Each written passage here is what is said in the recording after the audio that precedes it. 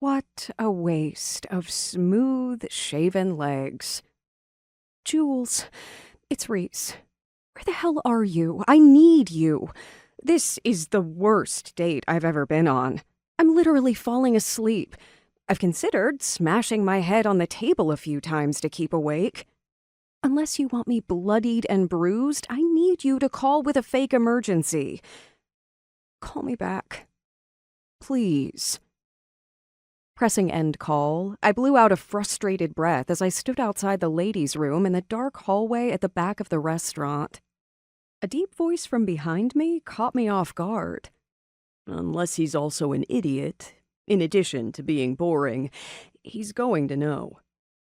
Excuse me? I turned to find a man leaning against the wall, his eyes pointed down as he texted away on his phone. He continued without looking up. It's the oldest trick in the book. The emergency phone call. The least you can do is put in a little more effort. It takes 2 months to get a reservation at this place, and it's not cheap, sweetheart. Maybe he should be the one to put in more effort.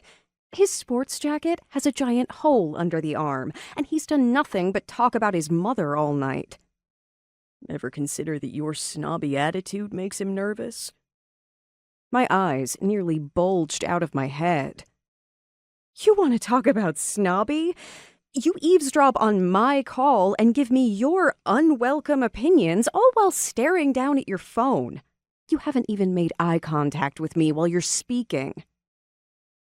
The jerk's fingers froze mid-text. Then, I watched as his head rose, eyes following a leisurely path starting at my ankles, up over my bare legs and lingering at the hemline of my skirt before continuing to trace their way over my hips, coming to rest briefly on my breasts before finally settling on my face. Yes, that's right. Up here. These are my eyes. He pushed off the wall and stood tall, catching the lone ray that had been lighting the hallway. The streak illuminated his face, and I could see him clearly for the first time. Really? Not what I was expecting. With that deep, raspy voice and attitude, I assumed I'd find someone older, probably dressed in a stuffy suit. But this guy was gorgeous. Young and gorgeous. Dressed entirely in black. Simple and sleek, yet there was an edge to the way he looked. Golden brown hair tousled in that sexy, I don't give a shit way, but still looked perfect.